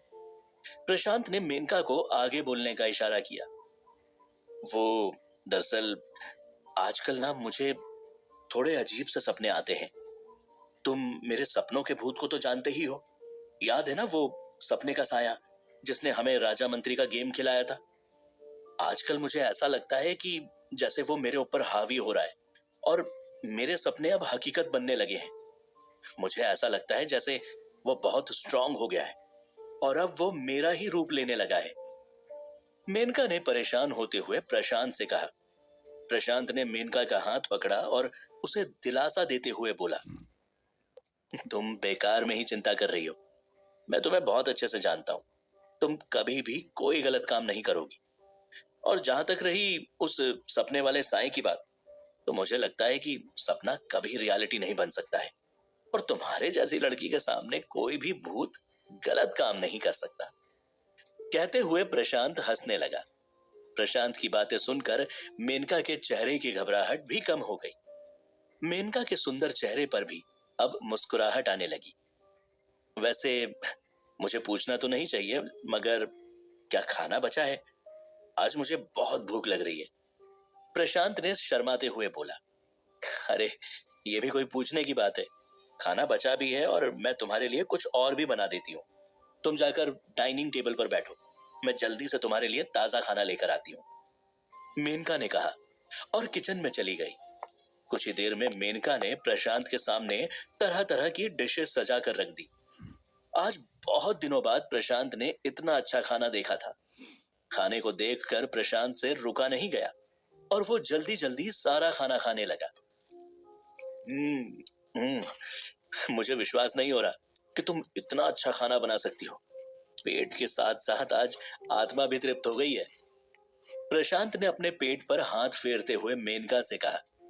प्रशांत को जम्हाई लेते हुए देखकर मेनका बोली, मेरे बनाए हुए खाने की जब कोई तारीफ करता है ना, तो मुझे बहुत अच्छा लगता है। और अब लगता है कि तुम्हें जाकर सो जाना चाहिए। रात बहुत हो गई है। एक काम करो, तुम यहीं रुक जाओ। मेरा गेस्ट रूम खाली है, वहां पर तुम आराम कर सकते हो, मेनका ने कहा। प्रशांत को इतना अच्छा खाना खाने के बाद नींद भी आ रही थी। उसमें दुकान जाने तक की हिम्मत नहीं बची थी। इसलिए मेनका का इनविटेशन स्वीकार करके प्रशांत गेस्ट रूम में जाकर बेड पर लेट गया। बेड पर लेटते ही प्रशांत की आंख लग गई। अच्छा खाना और कंफर्टेबल बेड पाते ही प्रशांत को गहरी नींद आ गई। नींद में प्रशांत को सपने भी आने लगे। प्रशांत को एक खूबसूरत औरत दिखाई दे रही थी। प्रशांत उसकी सुंदरता को देखकर हैरान खड़ा हुआ था। रह रहकर उसके दिमाग में ख्याल आ रहा था कि वो सुंदर लड़की मेनका के सिवाय और कोई हो ही नहीं सकती। प्रशांत उस सुंदर लड़की की तरफ धीरे धीरे बढ़ने लगा। जैसे ही प्रशांत उस खूबसूरत लड़की के पास पहुंचा, एकदम से बैकग्राउंड में बदलाव आ गया। प्रशांत के देखते ही देखते हर तरफ अंधेरा छा गया और प्रशांत को एक डरावनी आवाज सुनाई देने लगी। मेरी इस काली दुनिया में तुम्हारा स्वागत है, उस आवाज ने कहा। प्रशांत को यह समझने में देर नहीं लगी कि यह आवाज मेनका के सपने के साए की थी। यह वही भूत था जो मेनका के सपने में खेल खिलाता था। प्रशांत उसकी आवाज सुनकर घबरा गया और मेनका को ढूंढने लगा। प्रशांत ने देखा कि मेनका अपने कमरे में बिस्तर पर चैन की नींद में सो रही थी। सोते हुए मेनका के चेहरे पर मुस्कुराहट थी। नींद में मेनका और भी ज्यादा सुंदर लग रही थी। प्रशांत ने मेनका को देखा, तभी अचानक मेनका उठकर बैठ गई और प्रशांत से बोली, प्रशांत, तुम यहां पर क्या कर रहे हो? मेनका के सवाल से प्रशांत की नींद खुल गई। वो चौंक कर अपने बेड पर बैठ गया। प्रशांत ने इधर उधर देखा, वो अभी भी मेनका के गेस्ट रूम में ही था। ये सपना था या हकीकत? अगर ये सपना था तो एकदम रियल लग रहा था। होरी ने कहा था कि अगर मैं किसी चीज पर ध्यान से कंसंट्रेट करूंगा तो मेरी शक्ति एक्टिवेट हो जाएगी। मुझे एक बार जाकर चेक करना चाहिए कि मेनका ठीक है कि नहीं।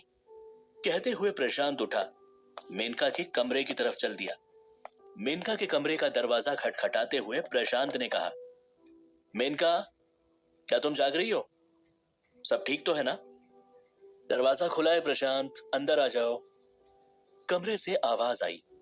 प्रशांत ने दरवाजे को ध्यान से खोला और मेनका को देखकर चौंक गया। मेनका अपने बेड के कोने में सहमी हुई बैठी थी। उसने अपने आप को कस के पकड़ा हुआ था और डर से कांप रही थी। प्रशांत दौड़ता हुआ मेनका के पास पहुंच गया और पूछा, क्या हुआ मेनका, तुम ठीक तो हो ना? प्रशांत, वो सपने का भूत, वो फिर से आया था। मैंने अभी अभी उसको ध्यान से देखा। वो बिल्कुल मेरी तरह दिख रहा था और उसने मुस्कुराते हुए मुझसे कहा कि अब उसके बाहर आने का समय हो गया है। अगर वो एक बार बाहर आ गया तो मैं हमेशा के लिए खत्म हो जाऊंगी। मुझे बहुत डर लग रहा है प्रशांत। कहते हुए मेनका ने प्रशांत को कसकर पकड़ लिया। मेनका का ठंडा शरीर प्रशांत के गर्म शरीर को छू रहा था। प्रशांत को मेनका की धड़कनें महसूस हो रही थी। उसके कोमल और नाजुक हाथ प्रशांत के दिल की धड़कनों को बढ़ा रहे थे। प्रशांत भी अपने आप को मेनका से अलग नहीं कर पा रहा था। मैंने सपने में तुम्हें अपने बहुत करीब देखा। तुम्हारा चेहरा अपने पास देखकर मैं चौंक कर उठ गई और तभी तुम्हारी आवाज दरवाजे के बाहर से सुनाई दी, मेनका ने प्रशांत को बताया। प्रशांत मेनका की बात को सुनकर हैरान हो गया था। उसने मन ही मन सोचा, ऐसा कैसे हो सकता है? क्या मेरे और मेनका के सपने एक दूसरे से जुड़े हुए हैं? प्रशांत ने मेनका को दिलासा देते हुए कहा, हो सकता है कि मैंने तुम्हें खूनी कुएं के बारे में कुछ ज्यादा ही बातें बता दी हैं और ये सुनील और ऋषि का केस भी कॉम्प्लिकेटेड होता जा रहा है। इन सब बातों की वजह से दिमाग थोड़ा तो परेशान हो ही जाता है। मुझे लगता है कि तुम्हें इन सब बातों पर ज्यादा ध्यान नहीं देना चाहिए। तुम आराम करो, ठीक है? मैं गेस्ट रूम में जाकर सो जाता हूँ। कल मुझे जरूरी काम से बाहर निकलना है और अगर तुम्हें मेरी मदद की जरूरत पड़े तो मुझे बुला लेना। अपने आप को अकेला मत समझना। कहते हुए प्रशांत ने अपने आप को मेनका से अलग किया। मेनका भी प्रशांत को करीब से पकड़ने के बाद शर्मा रही थी। उसने अपनी चादर लपेटी और बेड पर लेट गई। गेस्ट रूम में वापस आकर प्रशांत मेनका के ख्यालों में खोया हुआ था। प्रिया और प्रशांत का ब्रेकअप हुए एक जमाना हो चुका था, मगर प्रशांत और प्रिया के बीच की नोकझोंक अभी तक खत्म नहीं हुई थी। प्रशांत भले ही प्रिया की केयर करता था, मगर अब वो उसे अपनी जिंदगी में लाइफ पार्टनर की तरह नहीं देख सकता था। फिर प्रशांत की जिंदगी में कियारा आई। कियारा के आते ही प्रशांत की जिंदगी उलट पुलट हो गई। कियारा के लिए उसका आकर्षण बढ़ता ही गया और एक दिन प्रशांत और कियारा ने तय किया कि वो अब हमेशा साथ रहेंगे, मगर कंडीशंस ऐसी बन गई कि कियारा को भी प्रशांत की जिंदगी से दूर होना पड़ा। प्रशांत ने कियारा को वापस लाने की बहुत कोशिशें की, मगर अब प्रशांत भी समझ चुका था कि उसके और कियारा के बीच का चैप्टर अब बंद हो चुका था। एक मेनका ही थी जो प्रशांत को पूरी तरह से समझती थी। प्रशांत और मेनका के बीच कभी भी बहस नहीं हुई और उन दोनों ने एक दूसरे का भरपूर साथ दिया था। प्रशांत ये सब सोच ही रहा था कि उसको दोबारा नींद आ गई। सुबह प्रशांत की जब नींद खुली तब उसने देखा कि मेनका पहले ही जाग चुकी थी। मेनका ने ब्रेकफास्ट भी बना लिया था और प्रशांत का इंतजार कर रही थी। क्या ऋषि को पकड़ने में बहुत ज्यादा खतरा है? मेनका ने प्रशांत से पूछा। अरे चिंता मत करो, ऋषि चाहे कितना भी ताकतवर क्यों ना हो जाए, वो अभी भी मेरा मुकाबला नहीं कर सकता, प्रशांत ने नाश्ता करते हुए कहा। ऋषि एक बहुत ही इगोइस्टिक और एरोगेंट आदमी है। अगर तुम उसको थोड़ा सा भी उकसाओगे ना तो वो शायद तुमसे अकेले में लड़ने को तैयार भी हो जाए, मेनका ने सुझाव दिया। एक्चुअली मैंने ऐसा ट्राई किया था मगर सुनील वहां पर आ गया और सब कुछ बिगड़ गया। कहते हुए प्रशांत ने मेनका को सारा किस्सा सुनाया। इस बार तुम ऐसी चाल चलो कि ऋषि को सुनील को बताने का मौका ही ना मिले और वो बस गुस्से में आकर तुमसे लड़ने लगे, मेनका ने कहा। आइडिया अच्छा है, ट्राई करके देखता हूं, प्रशांत ने कहा। नाश्ता करने के बाद प्रशांत मेनका के घर से निकला और अपनी दुकान पर आ गया। दुकान पर आते ही प्रशांत ने एक प्लान बनाया। प्रशांत ने सबसे पहले इंटरनेट खोला और लाइव ब्रॉडकास्ट पर ऋषि को ढूंढने लगा। मेनका की बात प्रशांत के दिमाग में थी। उसने ऋषि के लिए मैसेज टाइप किया। अगर तुम में हिम्मत है तो मुझसे अकेले में आकर मिलो। जंगल में तो गीदड़ भी अपने आप को शेर समझता है। प्रशांत का भड़काऊ मैसेज देखकर ऋषि का तुरंत रिप्लाई आ गया। मैं तुमसे नहीं डरता, बताओ कहां मिलना है। लगता है मछली कांटे में फंस गई, प्रशांत ने सोचा और एक सुनसान जगह का एड्रेस टाइप कर दिया। फिर प्रशांत ने ऋषि को वार्निंग देते हुए मैसेज किया, अकेले आना। क्या प्रशांत का प्लान ऋषि को पकड़ने में कामयाब रहेगा? क्या इस बार भी सुनील प्रशांत पर भारी? ऋषि का रिप्लाई देखकर प्रशांत समझ गया था कि उसकी चाल कामयाब हो गई थी। प्रशांत ने अपनी शक्ति से देखा कि ऋषि क्या कर रहा था। उसने ऋषि और सुनील के ऊपर कंसंट्रेट किया। जब प्रशांत ने आंखें खोली तब उसे सुनील और ऋषि साफ साफ दिखाई और सुनाई देने लगे। ऋषि अपना लैपटॉप बंद करके प्रशांत से मिलने की तैयारी में था। तभी उसको सुनील ने रोका और पूछा, तुम कहां जा रहे हो? प्रशांत से सावधान रहना, मैं किसी जरूरी काम से जा रहा हूं। प्रशांत मेरा कुछ भी नहीं बिगाड़ सकता। अब मैं अकेले ही उसके लिए काफी हूं। अगर मुझे जरूरत पड़ेगी तो मैं तुम्हें बुला लूंगा, ऋषि ने सुनील से कहा और वहां से चला गया। प्रशांत को मेनका की बात याद आ गई। मेनका का गैस ऋषि को लेकर एकदम ठीक निकला था। ऋषि अपने ईगो के कारण सुनील से मदद नहीं मांग रहा था और इसलिए अब वो प्रशांत के जाल में फंस चुका था। जब प्रशांत को यकीन हो गया कि ऋषि अकेले ही प्रशांत से लड़ने के लिए आ रहा है, तब प्रशांत ऋषि को बताए गए एड्रेस पर पहुंच जाता है। अच्छा हुआ जो तुम अकेले आए, कब तक उस सुनील के पीछे छुपते रहोगे?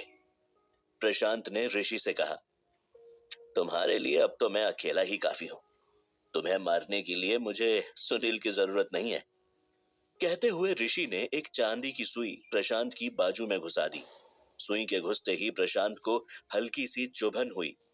प्रशांत ने झट से ऋषि को पकड़ लिया और उसका गला दबाने लगा। अब तुम मेरे हाथ से नहीं बच सकते। तुम्हारे इन छोटे मोटे पैतरों से मुझे कुछ नहीं होने वाला, प्रशांत ने ऋषि को डांटते हुए कहा। प्रशांत ऋषि को खींचकर गाड़ी में ले जाने वाला ही था कि अचानक वहां पर सुनील आ गया। रुक जाओ प्रशांत, इतनी भी क्या जल्दी है? छोटे भाई को ले जाने से पहले तुम्हें उसके बड़े भाई से लड़ना पड़ेगा। मुझे पता था कि ये ऋषि बहुत ही उतावला हो रहा है, इसलिए मैं उसका पीछा करते हुए यहाँ पर आ गया। अब तुम मुझसे बचकर नहीं जा पाओगे, सुनील ने प्रशांत को ललकारते हुए कहा। प्रशांत को पता था कि वो सुनील से मुकाबला नहीं कर पाएगा, मगर उसे सुनील को बहलाने के लिए थोड़ा सा समय चाहिए था। प्रशांत ने एक पत्थर उठाया और सुनील की तरफ फेंक दिया। वो पत्थर सुनील के सामने आकर गिरा। सुनील उस पत्थर को देखकर हंसने लगा और प्रशांत से बोला, तुम्हारा निशाना तो बहुत ही बेकार है। और तुमने क्या सोचा इस पत्थर से तुम मुझे मार दोगे? तुम्हारी नादानी पर तो अब मुझे हंसी आने लगी है। एक के बाद एक तुम बेवकूफी भरे काम करते हो प्रशांत, सुनील ने कहा। तभी प्रशांत ने एक लाल रंग की रस्सी अपनी जेब से निकाली और सुनील की तरफ फेंक दी। ये छोटी सी रस्सी एक सांप की तरह थी। प्रशांत ने रस्सी को अघोरी की लाल किताब के मंत्र से पढ़कर बनाया था। सुनील के पास पहुंचते ही वो रस्सी लंबी हो गई और सुनील को बांधने लगी। अब ये क्या चीज है? ये रस्सी तो लंबी होती जा रही है और मेरे चारों तरफ कस के लिपट गई है। इससे निकलना मुश्किल हो रहा है। सुनील उस रस्सी को खोलने की कोशिश कर रहा था। प्रशांत को पता था कि सुनील अपनी ताकत लगाकर रस्सी को तोड़ देगा और यह सिर्फ कुछ मिनट की ही बात थी, मगर प्रशांत के लिए इतना समय काफी था। उसने ऋषि को पकड़ा और अपनी गाड़ी में डाल दिया। फिर गाड़ी चलाकर प्रशांत तेजी से पुलिस स्टेशन की तरफ जाने लगा। ऋषि ने पीछे पलट कर देखा। सुनील ने अपनी रस्सी तोड़ दी है और अब वो जल्दी तुम्हें पकड़ लेगा, ऋषि ने प्रशांत को डराते हुए कहा। ऋषि की किसी भी बात का प्रशांत पर कोई असर नहीं पड़ रहा था, मगर अब प्रशांत को थोड़ी बेहोशी आने लगी थी। तुम्हारे ऊपर चांदी की सुई का असर हो रहा है। उस सुई में पॉइजन था और अब धीरे धीरे उसका पॉइजन तुम्हारी पूरी बॉडी में फैल जाएगा।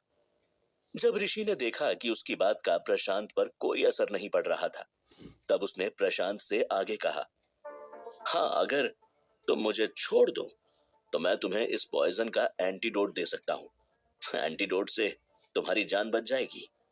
प्रशांत बिना ऋषि की बात सुने गाड़ी चलाता रहा। तुम मेरे बारे में अभी कुछ नहीं जानते हो। अगर तुम्हें लगता है कि तुम्हारी ये जरा सी सुई और उसके पॉइजन से मैं मर जाऊंगा, तो तुम बहुत ही बड़े बेवकूफ हो। मुझे कुछ नहीं होने वाला, और अगर मैं मर भी जाऊंगा तो उससे पहले तुम्हें पुलिस स्टेशन तक जरूर पहुंचा दूंगा। वहां पर तुम्हारा स्वागत करने के लिए बहुत सारे पुलिस ऑफिसर्स बैठे हुए हैं, प्रशांत ने ऋषि को गुस्से से कहा। ऋषि अब प्रशांत को देखकर डरने लगा था। उसने तुरंत हाथ जोड़कर प्रशांत के सामने गिड़गिड़ाना शुरू कर दिया। मुझे माफ कर दो, मैं तो बस सुनील की बातों से बहक गया था। उस सुई में कुछ भी नहीं है, कोई जहर नहीं है। वो तो मैं बस तुम्हें डराने के लिए कह रहा था, मगर मैं तुम्हें सुनील के बारे में एक बहुत इंपॉर्टेंट जानकारी दे सकता हूँ। कैसी जानकारी? प्रशांत ने पूछा। सुनील बहुत ताकतवर है, मगर उसमें एक बहुत बड़ी प्रॉब्लम भी है। अगर ये प्रॉब्लम तुम्हें पता चल जाएगी तो तुम सुनील को पकड़ सकते हो और यहाँ तक कि तुम उसे मार भी सकते हो, मगर उससे पहले तुम्हें मुझे छोड़ना होगा। ऋषि ने प्रशांत को अपनी बातों में फंसाने की कोशिश की। जब तक मुझे उस प्रॉब्लम के बारे में नहीं पता चलेगा, मैं तुम्हें कहीं नहीं जाने दूंगा। मुझे क्या पता कि तुम सच कह रहे हो या झूठ, और हो सकता है कि तुम्हारी बात से मेरा कोई फायदा ना हो। इसलिए चुपचाप बैठो और मेरे साथ पुलिस स्टेशन चलो, प्रशांत ने कहा। सुनील को पकड़ने के लिए ये जानकारी तुम्हारे बहुत काम आने वाली है। ये बात सिर्फ मुझे पता है और मैं तुम्हें तभी बताऊंगा जब तुम मुझे छोड़ोगे, ऋषि ने फिर से प्रशांत को बोला। नहीं, पहले मुझे वो जानकारी बताओ। अगर मुझे लगेगा कि वो मेरे किसी काम की है तो मैं तुम्हें छोड़ दूंगा, प्रशांत ने कहा। ठीक है, तो फिर ध्यान से सुनो। ये बात सुनील ने मुझे खुद बताई है। उसने कहा था कि बाकी सबको घने काले अंधेरे से डर लगता है, मगर सुनील अलग है। सुनील को चमकती और उजली लाइट से डर लगता है, ऋषि ने प्रशांत को बताया। मुझे इस बात में कुछ भी सीरियस नहीं लग रहा है।